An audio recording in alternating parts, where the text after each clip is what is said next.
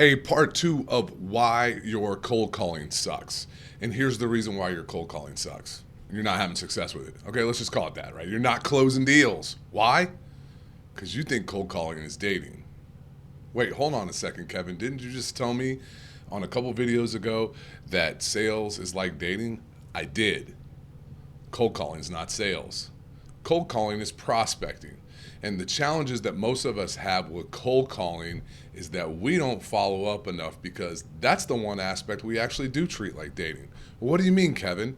Well, if you reach out to somebody you were interested in and you get their phone number and you call them every week for 7 to 12 months and text them and email them every week for 7 to 12 months, you're a creep and you're going to get a restraining order. So we treat it in the same side of business. But business, man, you've got to do that.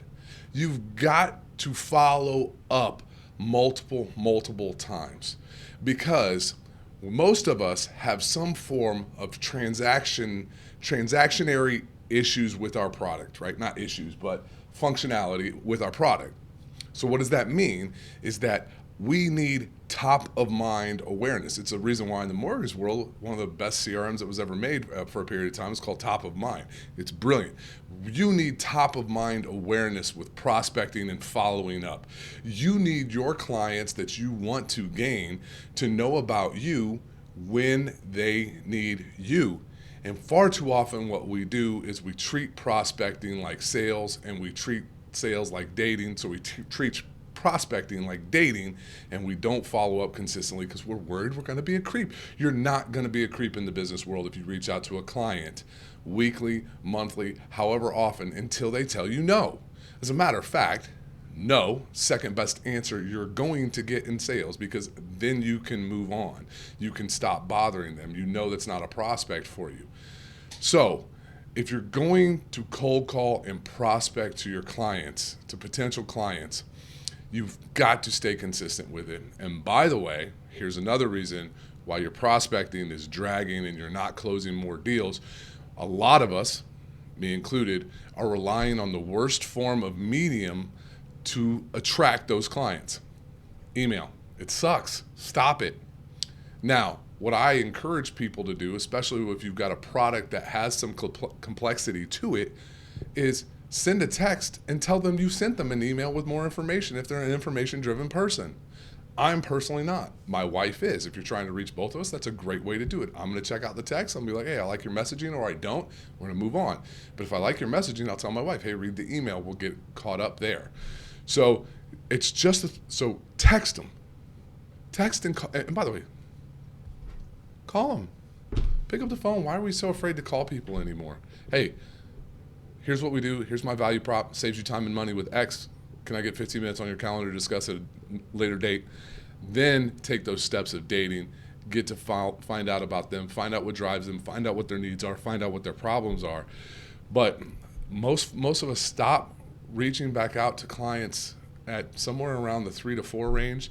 And all the science has said it takes somewhere between 7 to 30 times of reaching out to somebody before you're even crossing their mind is what your product does and what you deliver can actually meet with them and go forward. So prospecting is not dating, sales is. Your prospecting is why you don't have more dates. Get more dates by prospecting more. Do the key work. Call, text, Facebook Messenger, direct message on Instagram, email, create a video message, be a little bit different, streamline your value proposition, and keep calling on them until they tell you no. Keep calling on them until they tell you no, and then you can move on. And when you've done that, that's when you know that you're highly effective as a prospector. And highly effective prospectors are highly effective salespeople because you're relentless.